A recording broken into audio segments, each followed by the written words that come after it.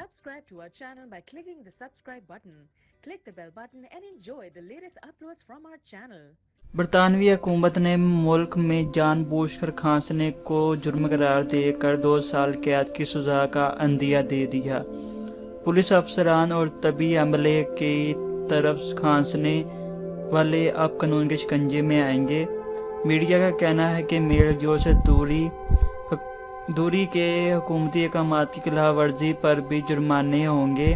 पहली बार खिलाफ वर्जी पर 60 गलती दोहराने पर 120 पाउंड जुर्माना होगा।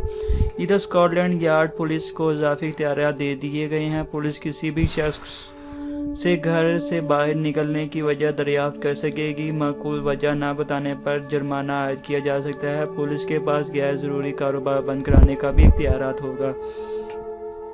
बरतानिया में कोरोना के मरीज़ की तादाद 11,660 हो गई। वायरस से हलाकतों की तादाद 580 तक पहुंच गई। गुज़श्ता 24 घंटों में 113 हलाकतें हुई। NHS अब तक 10,04,880 अफराद के टेस्ट कर चुका है। गुज़श्ता 24 घंटों में 2,129 नए केसेस सामने आए। तभी माहिरीन ने खबरदार किया है कि आइंदा 2 से 3 हफ्तों में वायरस का फैलाव बड़े पैमाने पर फैलेगा। इधर कोरोना वायरस के सबब बरतानी हुकूमत ने 350 गैर कानूनी तारके वतन को भी रिहा कर दिया। इंसानी हकूक़ की तंजीमों ने मज़ीद कैदियों की रिहाई का मुतालबा कर दिया।